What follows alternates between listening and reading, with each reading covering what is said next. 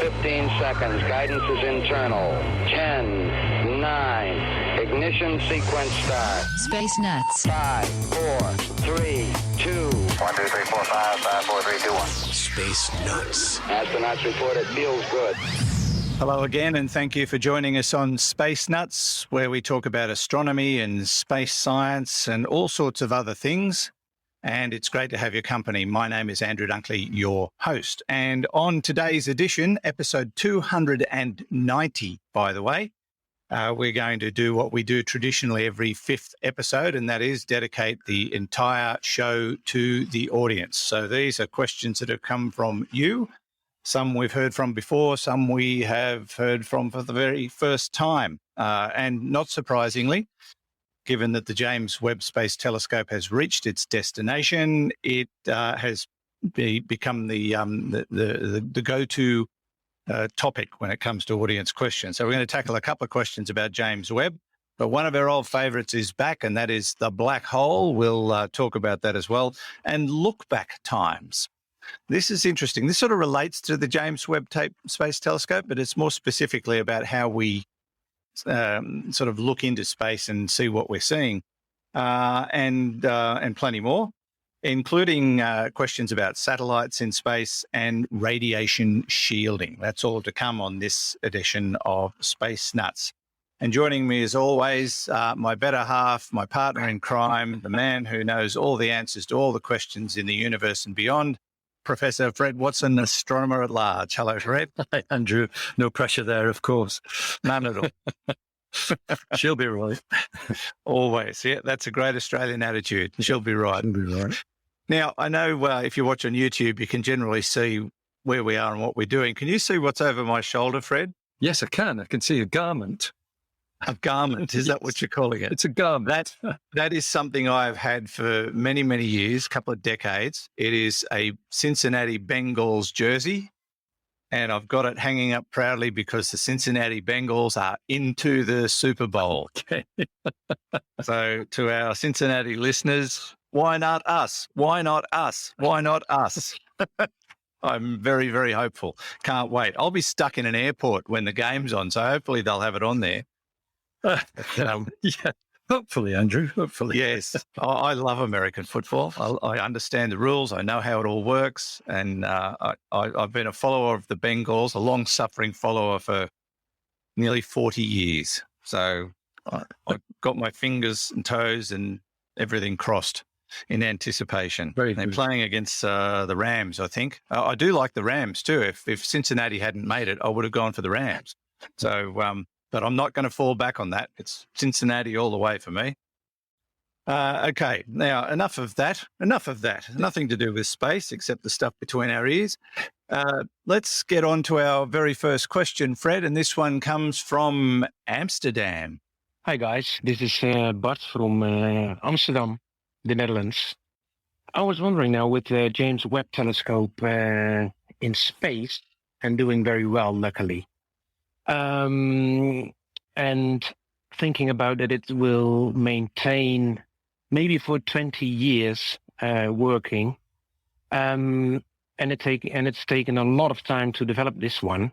Are scientists already working on another telescope that even has more possibilities than the James Webb now?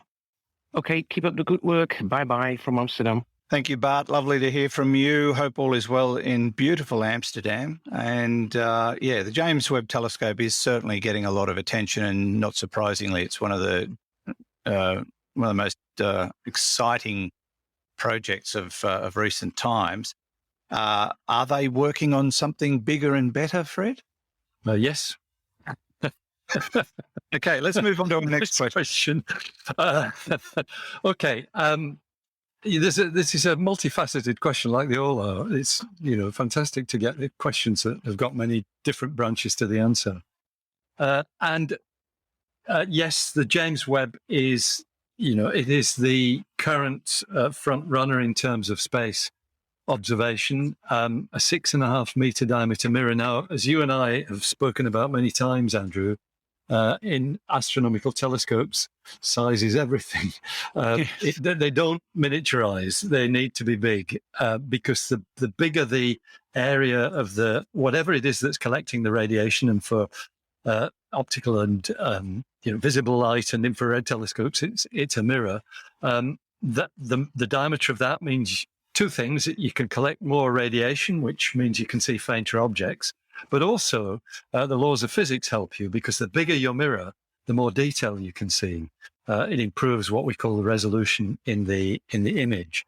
So a 6.5 meter telescope is a huge step forward in space. I don't want, in any sense, to minimise the challenge and the triumph so far of the James Webb Space Telescope. It's an enormous instrument, 6.5 meter. It's actually very, very much among the bigger class of ground-based telescopes in the current era. So it will really revolutionize what we know about the universe on many, many different fronts. But astronomers, they suffer from an ailment which is called Aperture Fever. And it starts with amateur astronomers who buy a telescope, just like the one you've got, and you'll probably get it eventually, Andrew, where you think, yeah, this telescope's fantastic, but I just really need something a bit bigger, just to let me see that other moon of Jupiter that I can't spot or whatever. And that's the onset of Aperture Fever. Paracetamol helps to kind of cool things down, but really the only way to deal with it is to buy a bigger telescope. I think I'm already suffering that, and I haven't really been into it that much yet. Yeah. And so professional astronomers are the same, but it's a really interesting thing, because the James Webb is optimized for infrared radiation, and it's in space because it can look at wave bands in the infrared that are actually absorbed by the Earth's atmosphere. So that's, a great reason for putting it into space. Likewise with the Hubble telescope, when that was launched, it is a visible light or optical telescope, but with strong ultraviolet capability. It pushed our access to space radiation well into the ultraviolet, far more than we can see from Earth, because the Earth's atmosphere is really good at absorbing ultraviolet radiation, which is good because otherwise we'd all be burnt to a frazzle with sunburn. So the Hubble was sort of optimized for UV. Now, the Hubble's much smaller than the James Webb, but of course there's a quid pro quo here, because the resolution, the amount of detail you can see, is proportional, inversely proportional to the wavelength. You see more detail with smaller wavelengths, and ultraviolet is smaller. So the Hubble actually, in some ways, is comparable with the James Webb Space Telescope, even though the James Webb is much bigger, because it's infrared. It needs to be bigger to see similar detail.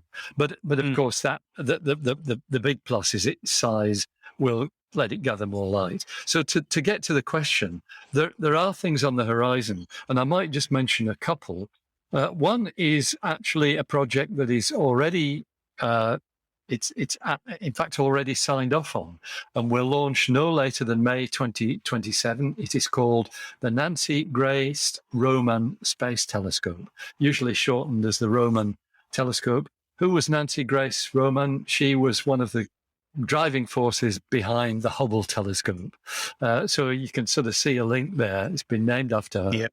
But it is actually, it's an existing telescope mirror, 2.4 meters in diameter, the same size as Hubble. But the difference will be that it will be a wide field telescope. So unlike the Hubble, which homed in on tiny areas of space, this can do the same thing, but over much wider areas of space as well.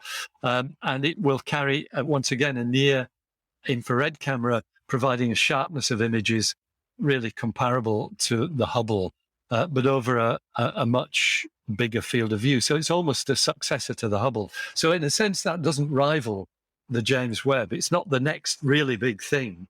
There is in the US Decadal Plan for Astronomy, the 2020 Decadal Plan, there is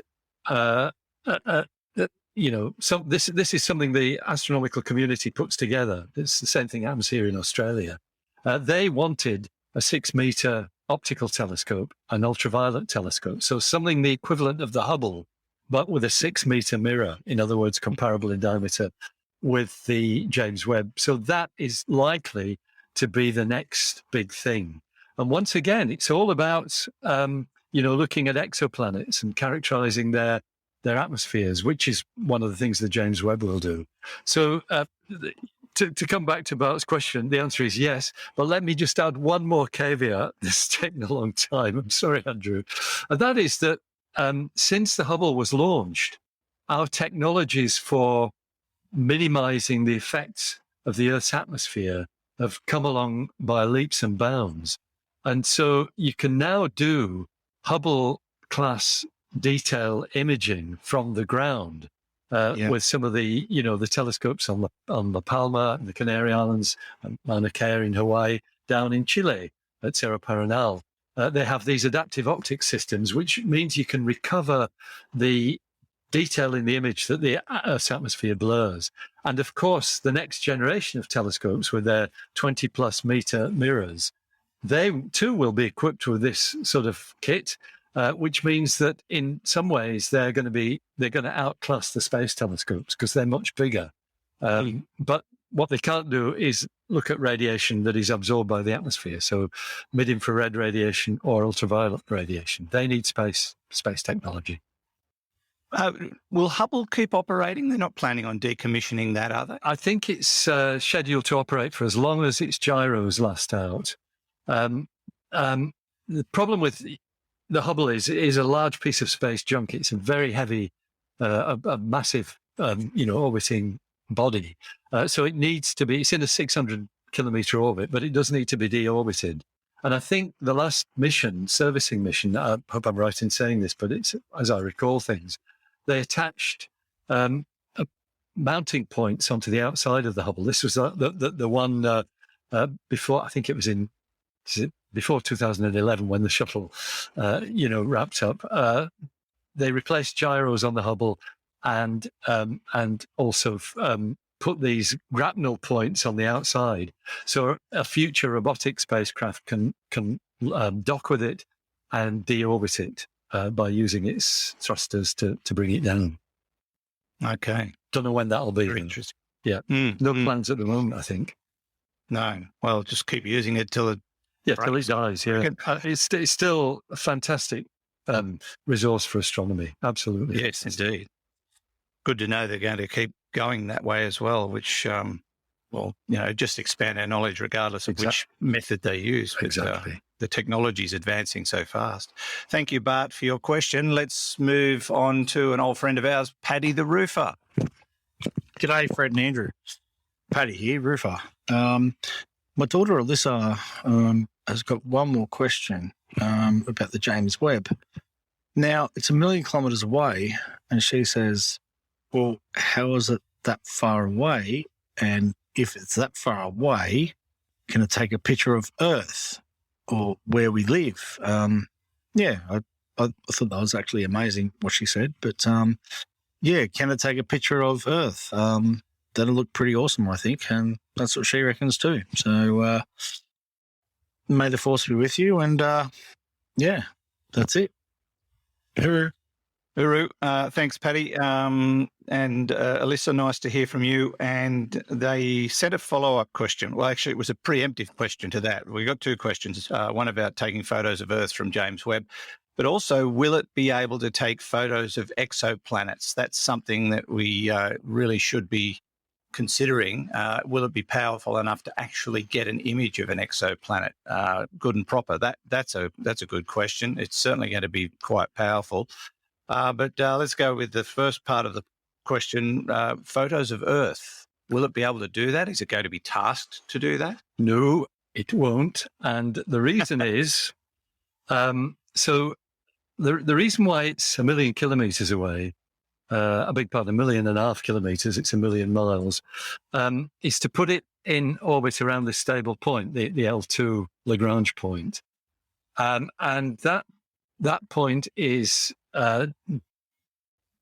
directly opposite the sun from the Earth. So there's the sun, the Earth, and the L2 point, all in a straight line, with the James Webb in orbit around the L2 point. The reason why it's there is to give it a nice uniform thermal background. In other words, the heat of the sun on the spacecraft, it actually will fall on the radiation shield.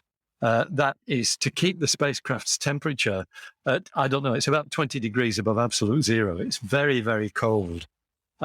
So the last thing you want to do, and it would fry everything, it would fry the electronics and everything, is turn it round so that the heat shield is no longer protecting the telescope from the sun's radiation, and point it back towards the Earth with the sun nicely in the background there. It is not going to happen. And the telescope will always be looking in the other direction to keep it safe and out of the way. It's a nice idea, but it's the wrong telescope for doing that. It has to be kept absolutely cold.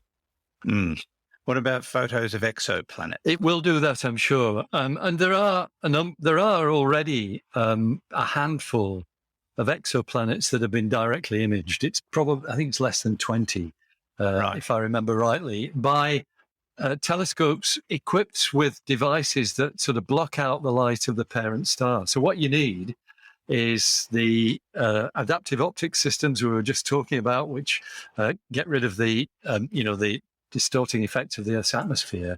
And you need an instrument called a coronagraph, which is a device that it's basically just a mask in the focus of the telescope that blocks out the light of a star and lets you see what's around it. It lets you look at its environment in great detail.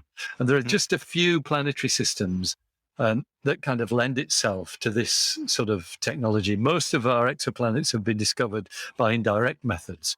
So it's quite rare to be able to see direct images of exoplanets. You can find them on the web. There's actually a movie of one of those systems where there are 4 planets doing this lovely resonant set of orbits. I've seen that, I think. Yes. It's fabulous stuff. But that's a rarity. But I think the hope of planetary scientists is that the James Webb will actually increase the number of targets where we can see the direct images of exoplanets. All right. Thank you, Paddy. Thank you, Alyssa. And hopefully we answered your question. Just before we depart from the James Webb Space Telescope, the news this week, aside from its arrival at its destination, is that they have announced its first target, or one of its first targets, and that is a star in Ursa Major, in the constellation of the Great Bear, HD 84406, 241 light years away. They chose that one because A, you can't see it with the naked eye from Earth, but B, it seems to be an Earth-like sun, or a star similar to our own sun. So that's why it's interesting to us. So that appears to be the first target for it. Yep. And we wait the images of that with interest. Yes, it's going to be a few months yet, isn't it? It is, yeah. Really. It's a few months. That's right. Mid-year, probably, before they start sending us piggies. So Instagram, I believe. Instagram, yeah. All right. We'll continue shortly. You're listening to Space Nuts with Andrew Dunkley and Fred Watson. 0G, and I feel fine. Space Nuts. I'd just like to send a little shout out to our patrons, the people who choose off their own bat to support us financially. We really are appreciative of that, and there are several people that do that. Well, they're in the hundreds now, so that is fantastic. If you would like to look into becoming a patron, you can do that via our website, spacenutspodcast.com, and just click on the supporter tab and find out more about it. We're not going to make you do it. We're never going to make the departing of money from you to us a mandatory part of the deal. It is certainly optional, but for those who have certainly decided to do that, and it was a listener idea at the very beginning, thank you, and it is greatly appreciated. Now let's continue with the questions, Fred. And our next one comes from, I think it's New York. Hi, Andrew and Fred. I have a question relating to the James Webb Telescope. This is Richard from New York, and I love your show. I have questions about the plan to peer into the deep past to see the stars and galaxies from the first billion years after the Big Bang. What I do not understand is how one can do that. Now, I understand that distant objects whose light is very much redshifted are furthest away and receding from us the fastest, and that they are presumably older because the light they emitted and that we see traveled so long to get to us.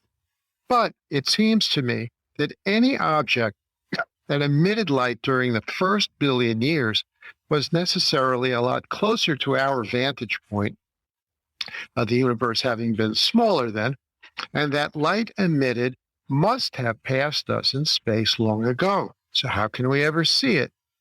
Now, if we are carried by expanding space away from that light source faster than the speed of light, then the light will not reach us at all, or will be visible behind us as we catch up to it. If the light is riding on expanding space along with us and always traveling at the relative speed of light like it's supposed to, then that early light should still have passed us by. We cannot see yesterday's light. Once I was told that the telescope can be aimed in every direction to see the beginning of the universe because there is no center point of origin. Space expanded everywhere, so everywhere is the same. Nevertheless, everywhere will have emitted its early light so long ago that it still must have passed us here long ago. So where am I going wrong? Look forward to your answer. Thanks a lot. Actually, Richard, while you were going through your question, I was watching Fred and he was nodding and shaking his head. So I think what happened there is you were hitting a nail and you hit it a few times and you missed it a few times. So, yeah, okay. Richard did ask where he went wrong. So, yeah, where do you want to start? Well, let's start at the beginning. The bit that Richard was saying about the universe being effectively the same in all directions is correct.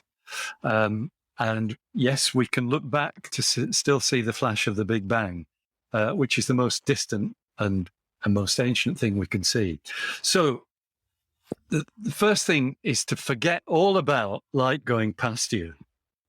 Just don't think of that, because that's not the way to visualize it.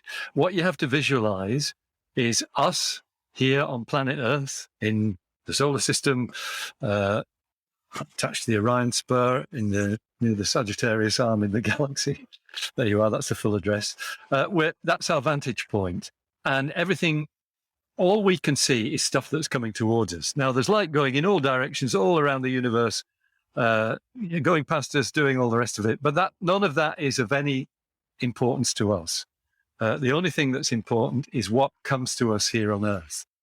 And that sort of makes it easy, really, because it means that we are effectively at the center of this bubble of space with light coming towards us. The only light that we can detect is what's coming in our direction. Mm. And yes, it has the attributes that Richard has mentioned. First thing to do is to forget about the expansion. Just imagine that the universe is not expanding. It's a reasonable assumption to make, because it's a separate issue from the look-back time issue. Okay, so you've got this universe, this huge volume of space, and the light moving around in it is traveling at 300,000 kilometers per second, the speed of light in a vacuum. And that's why when we look further and further into space, we're always looking further and further back in time. And it, the idea of light going past us is irrelevant. All that's relevant is what we receive on Earth. And it's got this exact relationship. You look out in space, 1 million light years, you're looking back in time by 1 million years. You do it for 10 billion light years, you're looking back in time 10 billion years. And for that reason, we often call it the look-back time. And the look-back time is actually more factually correct than a distance. And that's because, as Richard says, the universe is expanding. So a look-back time is really what we measure when we measure the redshift, not so much the distance. We're measuring the look-back time. In fact, the actual mathematical relationship is a really easy one, believe it or not. And it's a geometrical one. So what you can do is the redshift is a quantity that we call Z, or I guess Richard would call it Z, because that's how it's pronounced on that side of the Pacific. Z is measurable. Geometry tells you that the relationship between the size of the universe now and the size of the universe when that stuff was emitted, when that light was emitted, is a very simple formula. It's 1 over 1 plus Z. So what it means is if you're looking at an object with a redshift of 1, that light was emitted when the universe was 1 over 1 plus 1, in other words, a half its present size. Right. And that is pure geometry. That's nothing to do with theoretical modeling. That's pure geometry. Maybe I've clouded the issue a little bit there, but the expanding universe is, if you like, it's superimposed on the idea of look-back time. The reason we don't talk about distances is because, yes, the universe has expanded, and as Richard has said, those very distant galaxies were much closer to us when their light was emitted. But they're still emitting light, and we're still seeing it. Some of it, don't worry about them going past us. It's what we can see now that's the critical thing. I don't know, Andrew, whether that clarifies the issue or not. I get it. I get it, and I'm sure Richard, who is much more astute than I, has gone, okay, now I understand. Let me just add one more point. So the idea of seeing the birth of the universe, it's actually looking back to a time when the universe was still glowing brightly. So it was still a fireball. And yes, we can look back by this method that I said. The further you look, the more you're looking back. Eventually, you reach this wall of radiation, about 13.8 billion years look-back time. That wall of radiation, if the universe wasn't expanding, it would still be there. We'd still look back to this, but the whole sky would be brilliantly light. It would be just the sky itself would be glowing brilliantly in visible light. But because the expansion of the universe has taken place over 13.8 billion years, that light's wavelength has been stretched, and it's now microwaves, which is why we see it with microwave telescopes. Okay. So just to confuse us more, you've got distances measured in light years. You've got look-back time, which tells you how long ago the light was emitted. Happened. Yep. And there was something else that I just dropped out of my head. The redshift relates to it. But there are multiple factors here that you need to consider depending on circumstance. But the main thing is just to forget light that's not coming into our telescopes. All we can do is all we can see and all we can learn from is the light that actually reaches us from these distant things. Fair enough. All right. Thank you, Richard. Let's go on to our next question. This one comes from an Australian. Damien here from the Goldie. Another beautiful day. And quick question on black holes, amazingly. If you have the size of the black hole and you have the mass of the black hole, if you had protons cheek to cheek inside the black hole, would they fit in there to equal the mass of the actual black hole? Okay. Thanks, Damien, and hope all is well on, he called it the Goldie for those who went, where the hell is that? The Gold Coast in Queensland, Australia. We abbreviate everything over here, so Goldie. Yes, explain his question, Fred, so that I can understand it, and that way everyone should be able to. Yeah, well, it's Damien's question is really interesting because it's sort of it's got a few inconsistencies in it, if I may put it that way. Let me start by talking about it. Damien talks about the size of the black hole and the mass, and a black hole doesn't have size. It is a single point. It's a dimensionless entity. It does have mass, however. I did see a diagram that somebody put up. It might have been on one of the Space Nuts Facebook pages the other day, which was a simple diagram of a black hole. And it basically sort of went wide, then narrowed down into a flute, and then hit a point that was nothing, called a singularity. Yeah. And then it expanded out the other side the same way. So that sounds like that's what you're getting at. Sounds like a wormhole there. Could be a wormhole. Well, yeah. If it's supposed to be a diagram of a black hole. Okay. Anyway, whatever it is, it's got no dimensions. What does have dimensions, though, is the event horizon. And so, the event horizon is the point of no return. It's the black bit of the black hole. But the diameter of the event horizon is directly related to the mass of the black hole. So the two of them are, they're inextricably linked together. Now, the bit about if you had a bunch of protons all cheek to cheek, then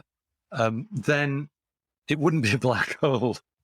It would be it would be a neutron star. Neutron stars are made mostly of neutrons, but they do have protons as well, because otherwise they wouldn't be able to have magnetic fields.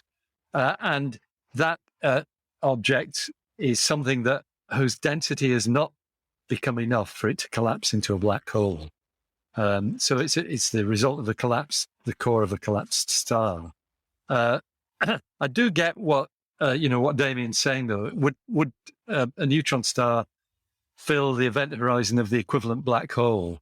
And the answer, as I remember rightly, neutron stars do have event horizons because they're actually very dense objects, but I think the event horizons are actually inside the neutron star.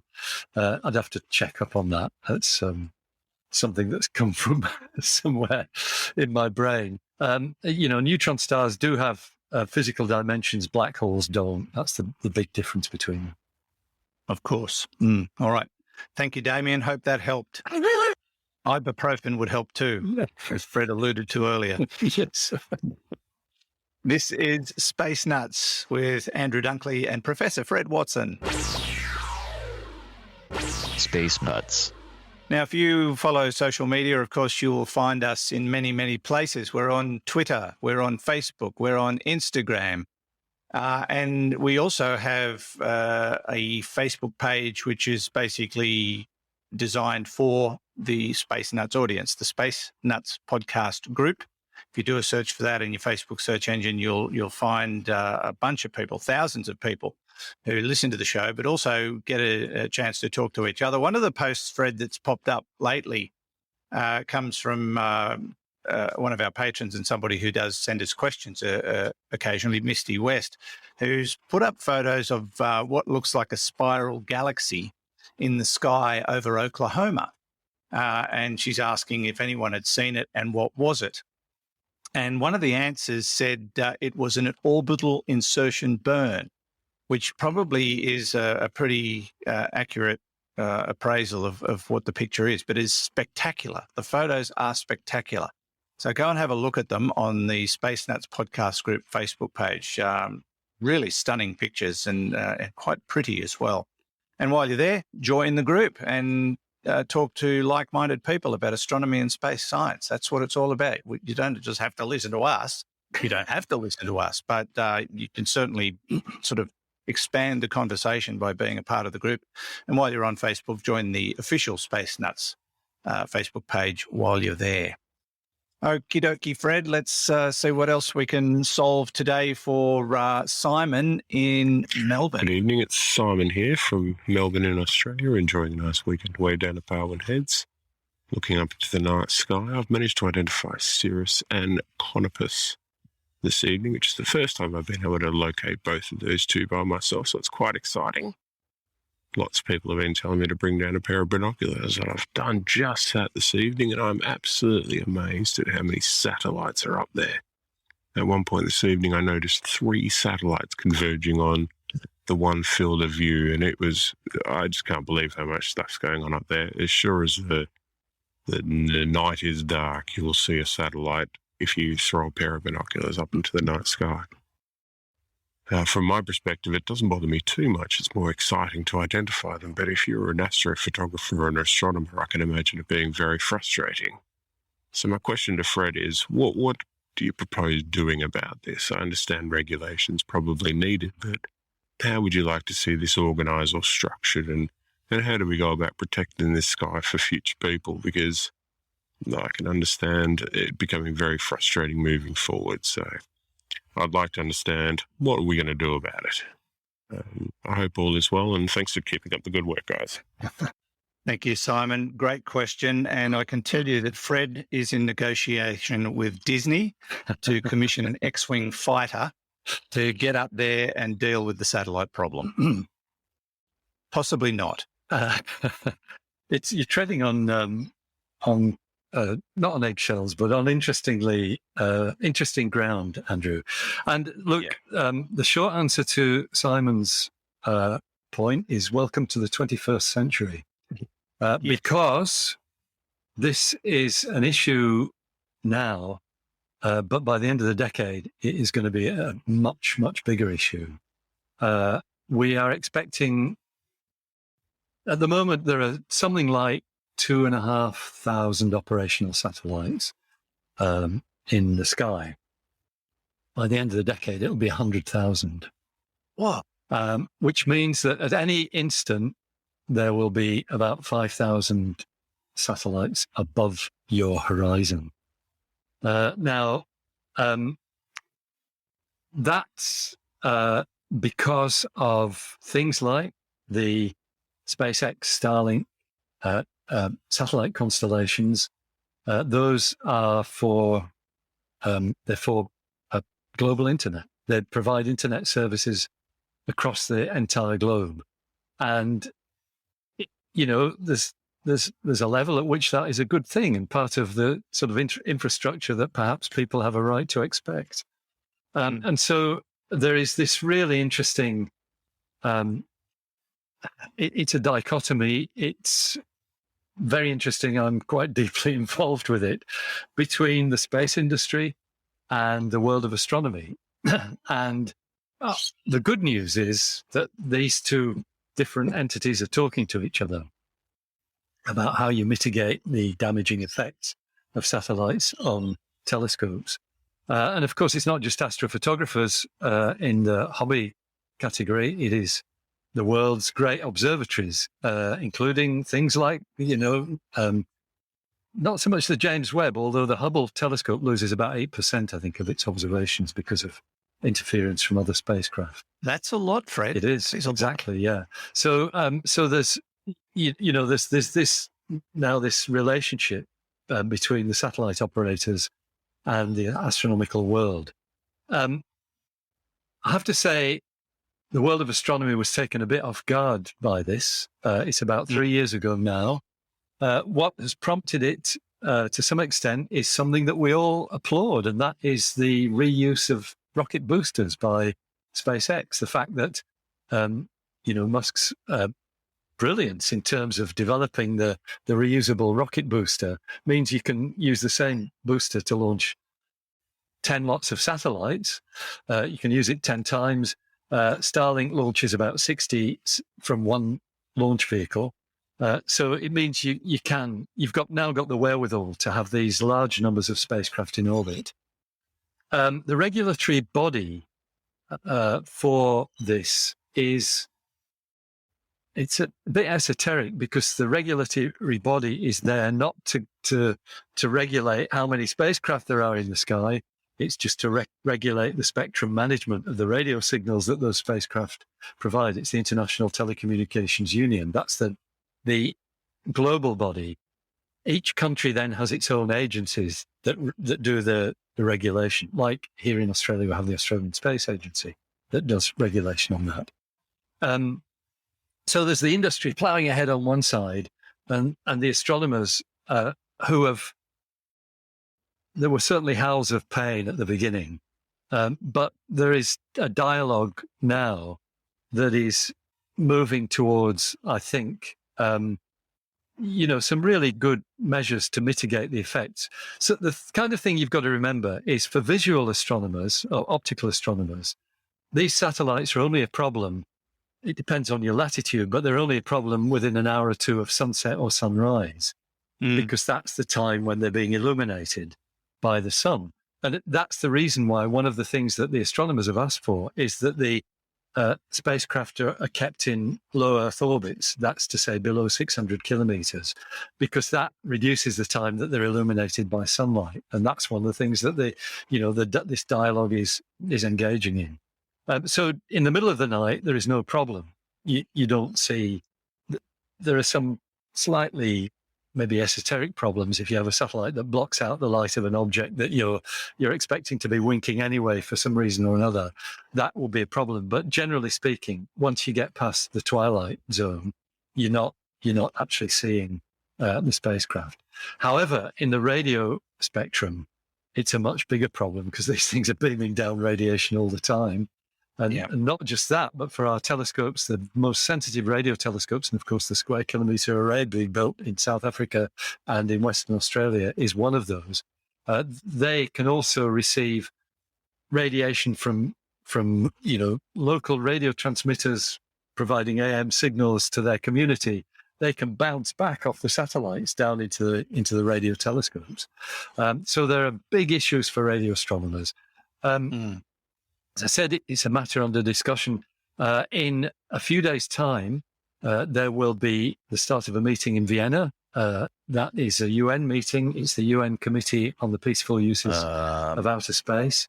And they will include among their discussions disconnected or this discussion of what is generally lumped under the heading of dark and quiet astronomers. I don't know what's happened there. Dark for optical astronomers, quiet for radio astronomers. In fact, I'm going to be part of the Australian delegation on that. I think it's a secret to say that, and we'll be presenting a technical paper on this. But it's a interesting area. It's not just something, Simon's question was, what can we do about it? Well, we're doing our very best to bring these two disparate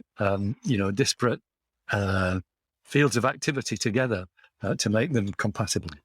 There you go, Simon. Hopefully that resolves your problem, or you didn't actually have a problem with satellites, but you might in a few years with 100,000 of them expected to be up there. But anyway, thanks for your question. Good to know, Fred, that the two sides are talking, hopefully not the way Russia and the United States or the Russians and the Americans and the Chinese are talking, or Australia and France for that matter. Hopefully it's more like a couple of blokes over a beer or having a cup of coffee together, and they'll sort it all out in the end. Fingers crossed. Okay, let us move on to our final question. And this one focuses on long-haul space travels. It's something we've talked about before, but it's a good question. Hello, Space Nuts. Martin Berman Gorvine here, writer extraordinaire in many genres. Just a quick question about radiation shielding on spacecraft that are going to go much beyond low Earth orbit. We are told this is going to be a major problem for any proposed Mars expeditions. One assumes it would be an even greater problem going further out, say if one were going to try to do manned mining of the asteroid belt, or explore the Jovian and Saturnian moons and so forth. What kind of radiation shielding to preserve human life might be possible on spacecraft? And is it conceivable that instead it just makes more sense to send automated probes to do all that stuff for us? Thanks. Love you guys. Thanks, Martin. Lovely to hear from you again. It is a big issue for future travel, especially as Martin mentioned, sending humans to Mars. But I think ultimately we might be looking at going even further when we improve speed and technology that will enable us to do those trips in reasonable timeframes. But at this point in time, exposure to radiation is one of the problems, but the health implications of zero G also have to be considered. So they're probably working on artificial gravity as a part of this whole picture. So, what are they working on in terms of radiation shielding? Thanks, Andrew. Yeah, it's a great question from Martin, and I mean, what Martin says at the end is really the key to it. Send robots, and we can do that for a lot of the tasks that we would like to accomplish in exploring the outer solar system, or the inner solar system as well, for that matter. And I suspect if ever we do get to a stage where we're mining asteroids or other celestial bodies, that it will be done mostly robotically, with as little human intervention as possible. Partly because this is recognized as such a big problem. The radiation environment in space is pretty harsh, and you're right to highlight the more extreme version of the radiation environment that we would get in going beyond Mars. Mars is really the first hurdle, and there's a lot of work being done on that. You can bet your life on that, and I'm pointing to some of it in a minute. But if you're going beyond Mars, heading to the asteroid belt or out towards the moons of Jupiter, first of all, you've got the bad thing, which is that you're going to be in space for much longer, because these distances don't just increase linearly. The distances, as planets go further out, they get more and more remote. So you're talking about much greater distances if you're heading to the asteroid belt of Jupiter. Against that, though, is the advantage that the radiation environment gets a bit easier because you're further away from the sun, which is the principal source of this radiation. So there's a bit of interplay on both sides, quid pro quo. However, the basic problem is not a straightforward one, and I'd actually point Martin towards a really excellent publication from NASA, which will be easy to find. It's part of the spacefaring series of NASA documents, and it's called the Radiation Challenge. Radiation Challenge. There is one. I think this is one module of that course, if you can put it that way. Module 3 is radiation countermeasures. How do you protect against radiation? And there is a lot in this particular document. The spacefaring Radiation Challenge document. Really a lot of food for thought, because the problem is not as simple as you might think. Our natural thinking in terms of protection from radiation is sheets of lead and things of that sort, which is not really that friendly towards being hauled up on a spacecraft. But too, wasn't someone talking about? Yes, water is another possibility, and I think it's water that is likely to be the most commonly used. But some of these materials, you get hit by a cosmic ray. And actually, the cosmic ray environment doesn't change throughout the solar system because the cosmic rays are coming from way beyond the solar system. So, and they're higher energy actually than the sun's radiation. So this is all part of the complexity of the issue. So you might well get, for cosmic rays, they'll hit something in your shielding, and you get a whole cascade of secondary particles being given off, which are just as dangerous as the cosmic ray itself. So really, there is a lot of thought and insight that has to go into this. I know that NASA have been investigating, electrostatic shielding, where you try and generate an electrical field around your spacecraft so that the radiation gets bent away from the spacecraft. And plastic shielding is another possibility as well. But there are countermeasures, perhaps indirect countermeasures, which might be a bit surprising, Andrew. Dietary countermeasures, for example. Operational countermeasures they're talking about. There's a whole lot of material on dietary countermeasures. I would have thought eating lead would not be a good thing. It's that sort of thing. It's actually what you don't eat. I think that is the that's the trick to this. Lots to talk about. Don't take any antibiotics while you're out there either.